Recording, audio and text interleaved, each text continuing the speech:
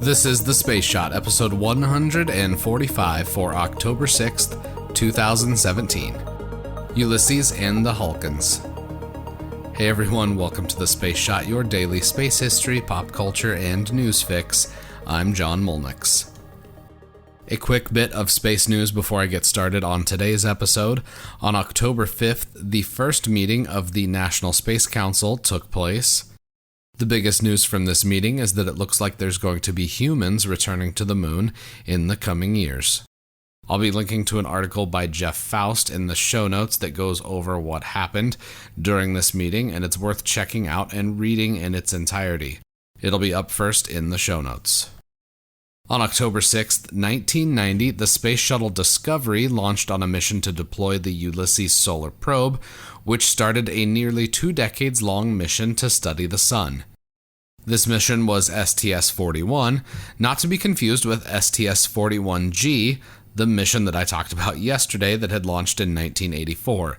The shuttle naming and numbering of flights is an interesting topic that I'll dive into more detail on in a future episode. Discovery's primary mission on STS-41 was to deploy the Ulysses spacecraft on a multi-year mission to study the Sun's magnetic poles. Passing over the Sun's poles meant that the spacecraft needed a unique orbit, so it was sent towards Jupiter for a gravity assist that put it into a polar orbit relative to the Sun. The mission was expected to last only 5 years, but the spacecraft ended up operating almost 20. According to a NASA page on this joint ESA and NASA mission, quote, "The Sun's activity varies with an 11-year cycle. Ulysses provided measurements covering almost 2 complete cycles.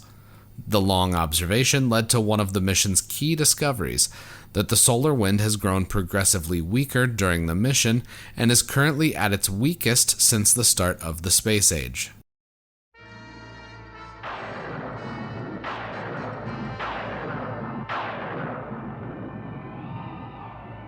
We believe what you say, Captain Kirk, but our position has not altered. The Halkan Council cannot permit your Federation to mine dilithium crystals on our planet. We have shown the Council historical proof that our missions are peaceful. We accept that your Federation is benevolent at present, but the future is always in question. Our dilithium crystals represent awesome power.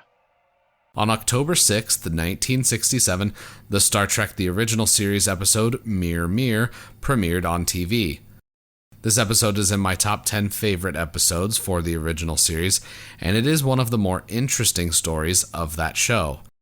Captain Kirk and a landing party are negotiating with the leader of the Halkans, a peaceful race that possesses a great deal of the fictional dilithium crystals used in starship propulsion. A transporter accident, which is a Star Trek narrative staple, sends the crew of the Prime Universe Enterprise into a parallel universe that's similar but completely different than our own. Troublesome. Physically, this parallel universe is about the same, but the characters that we know to be good are all suddenly evil. The parallel universe was explored in other Star Trek series, but the original series episode, Mir Mir, is by far the best. A Mir universe Spock with a beard, knife fights, the Tantalus field, the Agonizer, the Agony booth, and over-the-top uniforms. This is classic Trek and a fun episode to watch.